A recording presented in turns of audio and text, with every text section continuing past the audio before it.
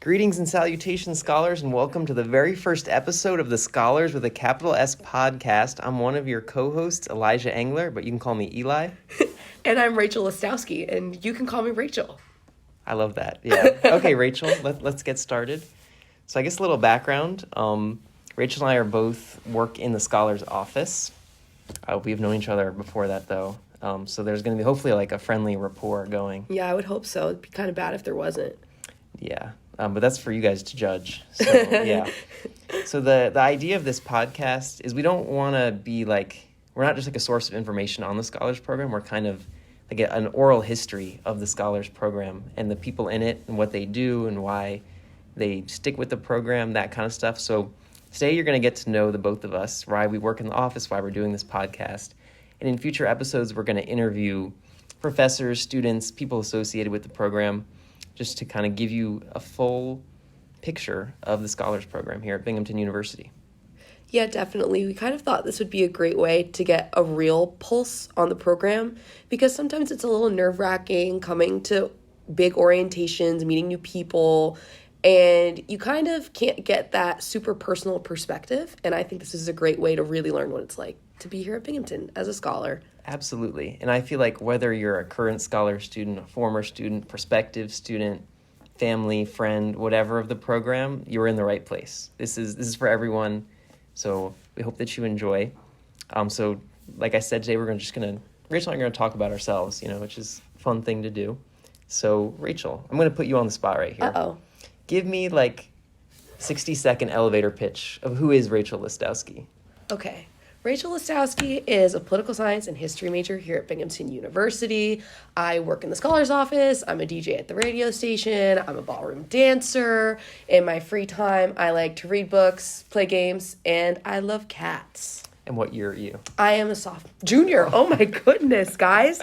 See, I love it here so much as a scholar that I want to stay back in the past, but no, I'm a junior. Okay, wonderful. Well, thank you for sharing that. Mm-hmm. That was very informative. Yes, there you go. And what's your elevator pitch? Who are you, Elijah Engler? Who am I? All right, so yeah, I'm Elijah Engler. That's my legal name, but I usually go by Eli. I'm a junior, but I'm graduating, so I'm a junior senior or a senior junior, depending on how you think about it. And I am studying chemistry with a minor in education and also a scholars minor, obviously. Mm-hmm. I work in the scholars office. I work at late night. I work at orientation, not too much currently, but still a little bit over the year. You'd be surprised. And I also am involved with the education minor as a peer advisor. And in my free time, I love to cook and watch television. Currently, I'm watching Seinfeld. Oh, Seinfeld. Boom. We need our own laugh track and oh sound my gosh, effects. We kind of do need one. Yeah. We need to encourage the people to laugh at our very funny jokes because we're very funny. Yeah, we're going to assume you're laughing along with us. Exactly. So. Yeah. Okay. So I have another question for you, Rachel. Getting into the thick of it now. Yeah. Why did you go to Binghamton? And as a subsequent question, did the Scholars Program play a role in that? Well, initially when I was doing my school search, I was overwhelmed because we're pandemic babies. So I was like, oh my gosh, I really got to travel, really got to visit. So I was sticking with New York, and I'd heard great things about Binghamton. But if I'm honestly being very transparent, when I got the email saying that I was in the program, I was far more inclined to want to join, especially when I was able to go into the details of what the program meant, because it's nerve-wracking going to school, and a big school too, and not having a group of people Yeah. You're overwhelmed. You have to make completely new friends, start all over new. Mm-hmm. So I kind of really settled on it because I was able to get into the program. Okay, that's good. Yeah. Yeah. What about you? So I'm from New Jersey, out of state. Not a New Yorker. Not a New Yorker, although I guess I'm a New Yorker now, technically. Yes. It's funny to think about. I still consider myself a New Jerseyan. A New Jerseyan. New Jerseyan. But, yeah, so I was interested in going to a bigger school because my brother had gone to a very small school, and I just didn't like the vibe. It felt too, I didn't want to know everyone. Right. I wanted to be able to go and, walk down campus and not see anyone I know. Have that kind of anonymity.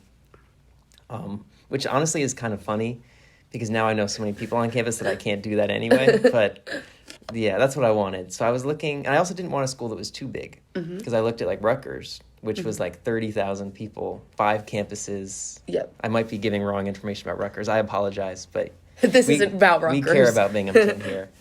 And so I was like, I don't want to have to take a bus to class. Like, I want a walkable campus in like in the East Coast, Northeast really, because I wanted to be driving distance from home. And so it was kind of, I was looking at larger public schools, but like medium-sized large. So like 10,000 to 20,000 range. And I applied to a bunch. I didn't visit any of them because of COVID. And I got in, and I was like, okay, I like Binghamton. I was like looking at the financials, and it was one of the cheaper options. So I was really between Binghamton and Rutgers in the end. And then I visited Binghamton, and I was like, oh, this is a lovely campus. I'm going to come here. There you go. So if I didn't like Binghamton, I honestly don't know where I'd be. Probably Rutgers. It might have been Stony Brook. But I don't think I would have liked that campus if I didn't like this one. All due respect, I haven't heard great things about Stony Brook. We support the SUNYs, but Binghamton's first, okay? Yeah. So that's kind of why I ended up here. So what did you think when you got the invitation to the program? So I was very excited. Yeah. I thought because it was kind of like that little community within the larger one. So I thought it was definitely good. And like just like an instant way to like make friends, you know, which it ended up being. So I'm very, very glad. I know you can talk about this too, because you're in the Source Project. Right. I also got into FRI, and so I came into college with an interesting perspective on research, because I didn't think it was for me. Interesting. Yeah, and so here's why. So in high school, I was at like a fancy science high school, and so we had research programs. So I tried to do the cell biology one, and I hated it. I was miserable. I quit like so quickly, or after like a try. I gave it a fair shot. I did like a whole trimester of it, and I was like, I'm not coming back. And I was like, okay, research isn't for me. Like I felt like I didn't know what I was doing. Like everyone seemed so passionate, and they like had ideas, and I was just like, I have nothing, and like no one really helped me. And honestly, cell biology was not for me. So like there was very little helping that could have been done to me. But I needed like more guidance to be like, okay, maybe Eli, you're a smart guy. Like you can do research, but not in this field. So I came here. I was like, I don't really want to do research, but I did FRI for a semester, and then I quit again because I was in the ecological genetics. A lovely professor, great stream, great people. I didn't care about the subject. Right. So I was like, I'm not going to waste my time with this anymore. But yeah, so that was another reason that I came. Was I was like, oh, I'm interested. Like, let me try this. I got in this cool program, but it wasn't for me. No, I definitely felt the same way, because I got the Source Project invitation and the Scholars invitation. So those two things together, I was like, oh, like they really want me. Yeah. This would look great. Because, you know, I got into other honors programs at other schools, but nothing seemed to quite offer what Source and Scholars did for me together. Yeah. Especially because it was a, you know, social sciences kind of research program. And those don't really exist for undergraduates and freshmen. So I was like, oh, this is awesome. I'm going to get to do stuff like research that's relevant in my field. And that's usually kind of glossed over. Especially because in high school, I didn't research at all, because they don't, it's just science research. That was what we offered. So, yeah. I was like, oh, wow. Yeah. I'm very scholarly. Absolutely. It was kind of like a nice feeling after working so hard in high school to kind of get those invitations rolling in. Yeah. So, no, that impacted my choice too, definitely. I also think similar to you, I got into a few scholars programs, and this one really appealed to me because of the size. It's a lot smaller than most scholars programs. And it also felt like the way they advertised it, and I think it's definitely true, is that it's more opportunities than extra things you have to do. Right. Whereas a lot of them are, it's like you take all these extra hard classes, and it's like here you get to take fun classes that fulfill gen eds. So like you had to take these classes anyway, pretty much. Yep. But then also it's a ton of fun events and just like ways to meet people and that built-in community. I think that's kind of the key word of today, community. Community. Definitely. Yeah. I also think similar to Source, FRI is pretty unique as a program. Not that many schools do it. And I'm grateful that I got in. I'm glad I tried it, you know, but like, so I don't want anyone to listen to this and think, oh, FRI is not good. Like it's an excellent program. I know so many people who have done incredible things with it, but like you need to be in the right stream, one that you're really passionate about. That's my And it's my also advice. nice because these are multi-semester things, so you can try them out, and if they don't work out for you, you just don't do it the next semester. Yeah, And that doesn't penalize you in any way. Exactly. And you can still say that you have like a semester's worth of some form of research experience. So Sure. it's like not, yeah, you're not locked in Yes. and miserable. It's not like that at all. yeah. Okay, so next question I have for you. What's been your favorite part of the program? 100% the social aspect. I can't even lie. I can't sit Yeah. here and be like, "Oh, the academics. I'm in college." No, I mean genuinely. I mean, I came here into Binghamton with a roommate that I knew. Yeah. Okay, so I was already like at an advantage, but still I needed to make friends, and that was really daunting to me because I was a very shy person in high school. I was not outgoing at all. People freaked me out. And so I was able to make a lot of friends because I was living with them and because we were in classes together, even though we weren't the same major. And because we had big events like the picnic and Scholars Thanksgiving Yeah. and Scholarween, things like that. And I literally still live predominantly with scholars Yeah, all 3 years. The people that I live with now, I became my best friend my freshman year. Yeah. And they're scholars. That's crazy. yeah, That doesn't happen. Everyone talks about the notorious, like, college narrative is that, oh, you better watch out. You are not going to like the people you were friends with freshman year. And certainly things happen. But, you know, my closest relationships are ones I made in that dorm freshman year. residence hall. Yeah. Oh, sorry. No, I yeah. That's the OA speaking. Yeah, that's the orientation advisor in me. Yeah, that's a great answer. Yeah. Yeah. How about you? See, I would say the same thing. So I'm gonna echo that. Okay. But I'm gonna try to give a different An perspective. Eli spin. An Eli spin, yeah. And I'm gonna say I think, in addition to the community and the people, shout out Justin, Chris, and Edwin, who I still live with in our house. So very special. I love you, Lauren and Becca and Caroline and Carissa, but I'm not living with you this year. Okay, yeah. Those things had to be said. I'm gonna say that the academics were really awesome. And I didn't expect to enjoy them as much as I did for 2 reasons.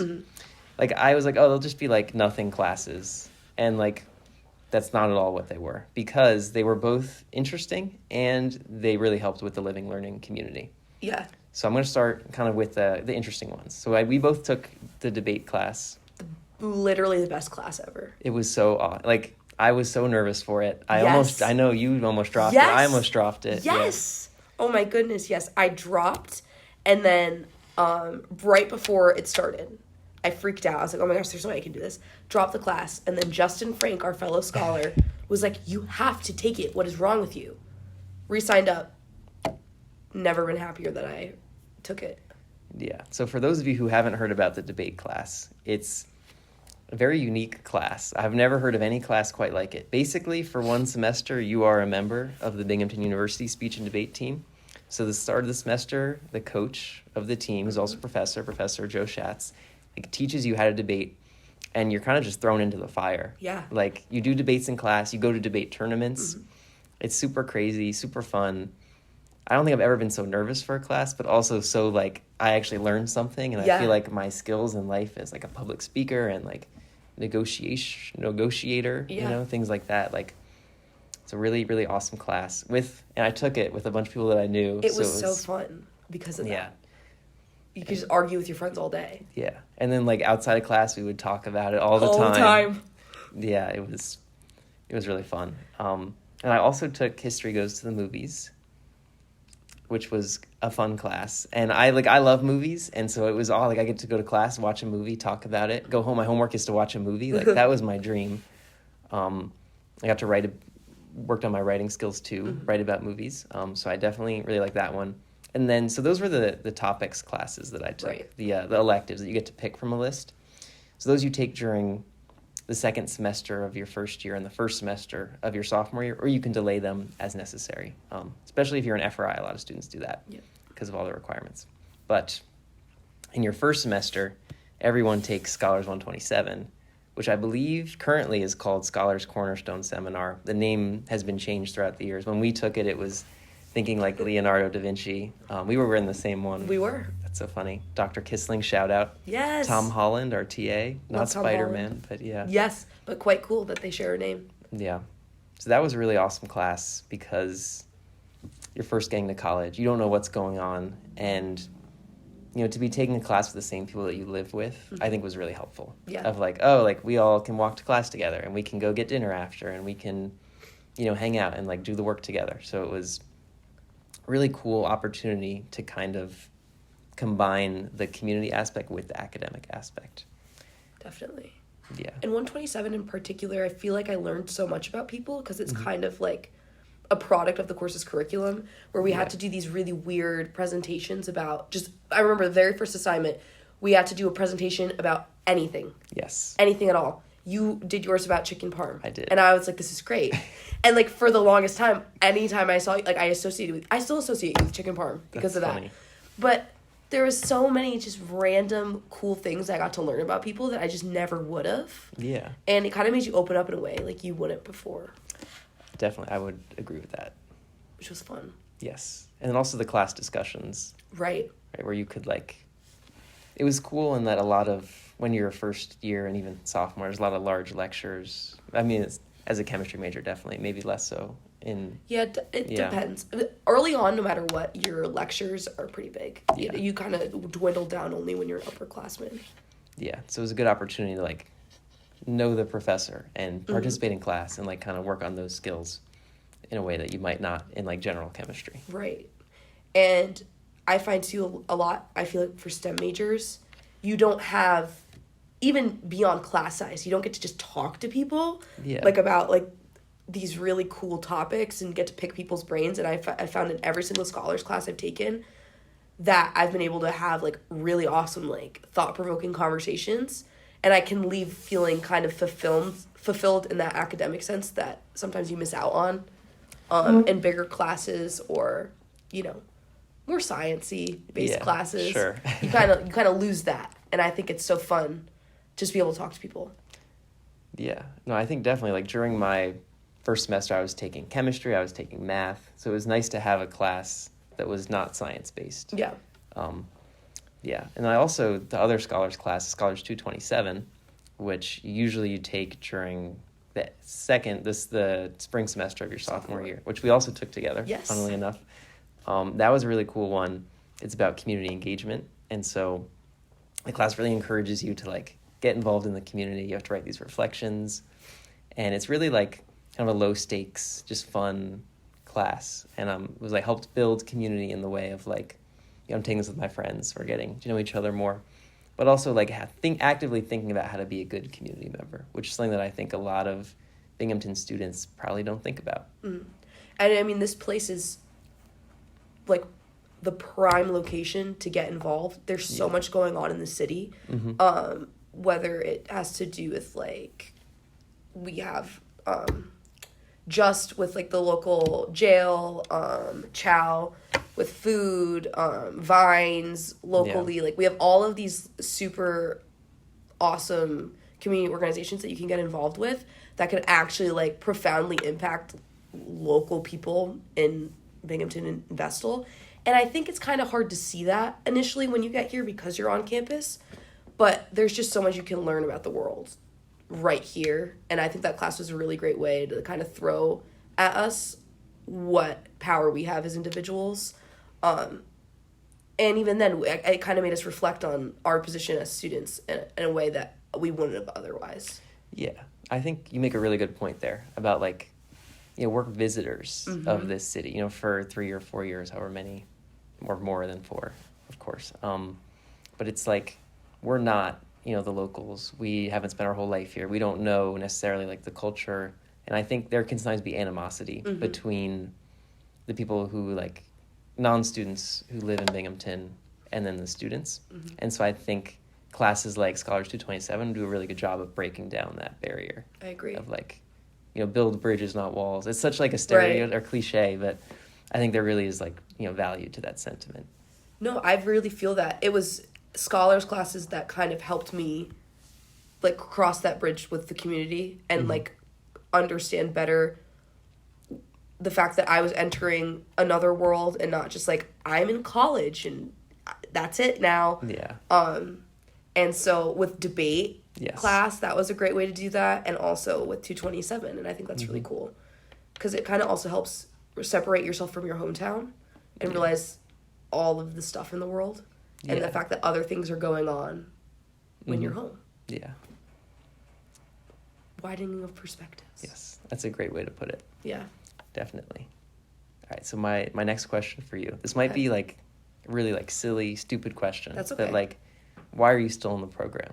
Like, why didn't you leave the program? You know, like what things kept you here?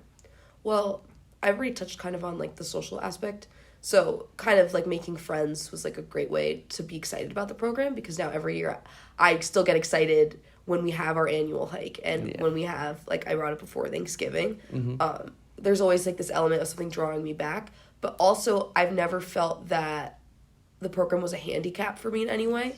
It's only ever felt like a supportive kind of tool. Like we were saying, like the classes never felt so hard that it was taking away from my other coursework. And it always felt like it was a supplement or even an outlet for me. Whereas like I was going to my scholars classes and they were fun. Yeah. And that didn't feel like a stressor compared to like my other classes.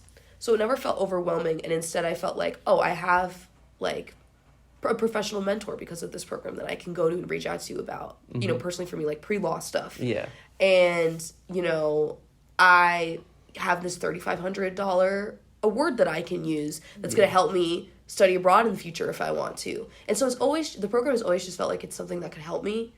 And so I've never even considered dropping because of that. Yeah, definitely. I think that is you answered the question that I had thought of, yes. Okay, I was worried you might misinterpret, yeah. No, I understand. I understand your questions, Eli. Thank you. I appreciate it, yeah. What about you? Yeah, that's a good question. I mean... Eli doesn't know how to answer his own question. Yeah, I write these questions, but did I think about them beforehand? I did, actually. Believe it or not. I know, it's hard to believe sometimes. But, no, I believe it. I am here... Well, there's the obvious answer of that I don't think it's... that Rachel kind of gave. If it's not, like, extra requirements that are, like, delaying the things that I need to do, right? And that taking the extra scholars classes, they didn't hinder my course progress with my chemistry and education stuff. But they did help, actually, in some ways, in that I got gen eds that I needed, help with the writing requirement for Harper College. So definitely, that's one reason. I think that's the easy answer. But I think the hard answer is, like, how I've gotten involved with the program, I think has really helped make my Binghamton experience as a whole be more fulfilling. So after my first year, I was a TA for Scholars 127, which was awesome, especially as someone interested in education. It was really fun. And I've TA'd for general chemistry, and being a Scholars TA is a really different kind of experience because you get to lead class. You get to do actual grading. Like, you really get to feel like you're a course instructor. As opposed to some other TA positions where you're really just a supervisor. Right. So I really appreciated that. I also was a scholars mentor, which I found was honestly one of like the most awesome things that I've done here at Binghamton, to like kind of get to watch this little group of students that I had like grow over the course of the year and like put on fun events for them and just kind of be there for them when they needed it. It was really, really super awesome. I'll never like forget some of the events that I threw because they were like super successful and it made me feel really happy. Yeah. So Eli was the best mentor for the class of 2026. Thank you. They were all great though. So yeah, but I remember like I had a big pizza event. There was ice cream social, obviously. There was I had like 2 painting events. Those were big. People like to paint, you know, believe it or relaxing. Not. Yeah. Yeah, and then now, so after I was like coming to the end of being a mentor, and I was like, I want to stay involved in the program. So I was thinking, well, I could like try to run for Scholars Council, but then I saw that there was a position open in the office, and I was like, I would love to do that. Because I always like, you know, I watched The Office as a kid, you know, and I was like, I wonder like, what is it like to work in an office? Just kind of curious about that. So I applied, you know, and now here I am. And I think it's way better than most offices. 100%. Yeah, like this is my job is to make a podcast. Like that's awesome. It's the coolest job ever. Yeah, definitely. This is like I've been thinking about it. This is the best job I'm ever going to have. Because it's like, I like the people I work with. I like the people I work for. I like what I do. I like the hours. Like, no complaints. Like, everything is awesome. Yeah. Yeah, so I am very grateful. And I think that's kind of why I've stayed active, is because there are so many opportunities to be engaged with the program. Pun intended, yeah. Be engaged. Be engaged, yeah. Little Binghamton joke for those. If you don't get it, look up Be Engaged Binghamton. You'll know soon. Yeah. Because you're all coming here. Yeah, or you have been here. Exactly. Or you are here. Or you're never going to come here, but that's okay. We still want you to listen to us. Because maybe you'll transfer. Yeah. Okay. So my next question was, what made you want to work in the scholar's office, which I kind of answered accidentally. So I'm going to ask that to you now. So I remember it was sophomore year, and so my position is federal work study, right? Yeah. And so I really needed a job. You know, it's hard to live. You need money, right? Yeah. And so I just been going through Handshake, and then Catherine had sent out an email saying like, hey, to the federal work study students, there's this position open, apply, whatever. And I was like, oh, this is awesome. Like, I'd be able to work in the program. Like, that's the most perfect opportunity ever. Yeah. So I'm all nervous, and I get all my things together, and I apply. And, you know, I was lucky to get an interview because it's actually a very competitive position for my application cycle. Mm-hmm. And I remember just coming in for the interview being so nervous, and it just being such a good vibe. Yeah. You know, Catherine kept emphasizing, like, you don't need to dress up for this interview. I still did. You don't need to feel stressed. We just want to, like, let you know what the office is like, what you'd be doing here, you know, what your experiences are that could, like, probably help you in this position. And so I interviewed, and I just remember being so excited. And I remember staying for a really long time for my interview because they're like, do you have any questions? And I just kept asking questions. And they were answering them. And I was like, this is so cool because, you know, I obviously love the program, but I love behind the scenes. I want to know how everything works. I want to know everything about everything. And so to have the opportunity to be able to work on literally every aspect of this program was so cool to me. And this, like you said, I can't express enough how awesome this job is. You know, I make my own hours. There's flexibility to switch my hours, depending on, you know, whatever comes up with other classes, and I get to do all of the cool stuff that I think is interesting about this program. Yeah. So it's great. It's a wonderful answer. Thank you. Yeah. Okay. So that was kind of the main stuff I had, but I have a fun question now. If you could change anything about the Scholars Program, oh no, what would you change? And I knew these questions were coming, and I didn't even think of. You didn't think this is a rough one. I have found that I loved the topics courses so much. I kind of wish there was an opportunity for upperclassmen to take courses because they're pretty much just designated to freshmen and sophomores as like the requirement. Yeah. But I would love more classes I could take later on because you kind of can't anymore after you get your requirement done because they have to save space for the new kids. But I would love if there was some kind of thing for 3rd and 4th years outside of like our Scholars 3 and 4 requirement to kind of do something like that. Because then you stop having classes with people and it's kind of sad. Yeah. So I wish something like that. That's a great answer. And I hadn't thought about that, but I think that's really good. Yeah, thank you. I'm going to give a similar answer, but in a different way. Mm-hmm. I think I have an idea for a Scholars class. Ooh. Okay. So I was like thinking this one time, I don't know why, but I was like, if I were a professor and they asked me to teach a Scholars class, what would I want to teach? I was like, I don't know. That's a great question. So I thought about it, and what I came to was a class that's like about baking and cooking. But it's like half lecture, half you're in the Hinman kitchen, like actually like doing it. So kind of like a food science class. I would love that. So I would I don't know who could teach this class, but I want there to be a Scholars class, a 280 class about food science, where it's like a Tuesday, Thursday. On Tuesday, you go to lecture and you learn like, okay, this is what, the Maillard reaction is. Mm-hmm. And then on Thursday, you go into the kitchen and then you go and you like test it, and you get to eat afterwards. That's so fun. That is a wonderful idea. It needs to be pitched. Thank you. Yeah. It is being pitched. Yeah, it's being pitched to the public right now. There we go. Cast your votes. Yeah. So if that sounds interesting, send an email to the Scholars Program Yes. that you want that. Or if you know faculty, or if you are faculty interested, Teach the class. teach Offer. we we'll need hire someone you. to teach it. Yeah. No promises though. But yeah. So that's what I would change. But it's a tough question just because there's not anything big, Mm-hmm. No. I'm not like, oh, I wish, there was not this requirement, or like I think everything makes sense. Mm-hmm. No glaring issues at all. I haven't felt any kind of like strain from the program. So yes. And I think that's also kind of the beauty is, right, if you're like us and you want to really be connected with the program, which I think we both have been, like, you can do that. That's available. But if you kind of are not super interested, you can also do it, and it's not going to, like, you don't have to drop the program completely. And you won't be penalized in any way. Yeah. So, yeah, there's the opportunity to get super, super involved if you want to. And if not, you can just complete your requirements and still get a lot out of it. Yeah, take the fun classes. Mm-hmm. You can graduate with special designation. Get special honors. Okay. So the last thing... Is it game time? It's game time. I'm so excited. I don't know how many podcasts you all listen to, but I listen to some podcasts, and I listen to a lot of ones where they do, like, they make, like, TikToks from their podcast, and they do these little games, and they clip them into TikToks. We're not going to clip this into a TikTok. Maybe not yet. We'll see. We'll get there. Yeah, but I wanted to have a fun little game time at the end of every podcast where we play a game. Okay. As a celebration of the podcast being complete. So the first game time is for Rachel.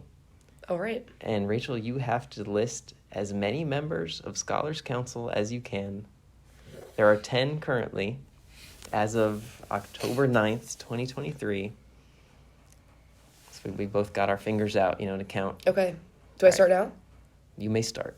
Catherine Braco, Maddie Fusick, Emil Prieto, Justin Frank, Ariana Mata, Philomena Carthers,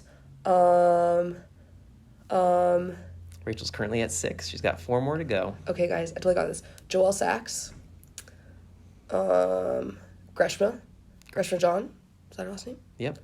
Missing 2. You're missing 2. Jack Hannigan. Jack Hannigan. You've got 1 left. Guys, I know I can do this. It's just, what position am I possibly missing? Oh, Sam Stiller. There you go. That was very impressive. Thank you.